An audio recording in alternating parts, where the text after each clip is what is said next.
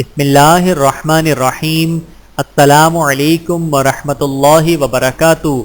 اولاد کے درمیان عدل و انصاف سے کام لے۔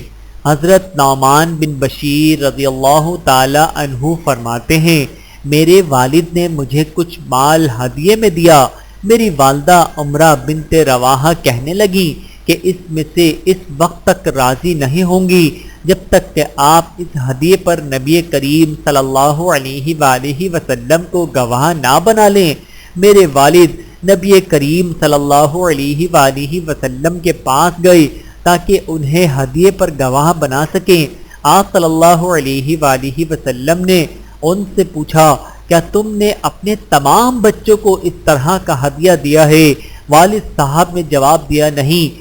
آپ صلی اللہ علیہ وآلہ وسلم نے فرمایا، اللہ سے ڈرو اور اپنی اولاد کے درمیان عدل و انصاف سے کام لو۔ میرے والد واپس آئے اور انہوں نے مجھ سے ہدیہ واپس لے لیا۔ بحوالہ صحیح بخاری حدیث نمبر 2587۔ اللہ تعالی ہم سب کو احادیث مبارکہ پہ عمل کرنے کی توفیق عطا فرمائے، آمین ثم آمین۔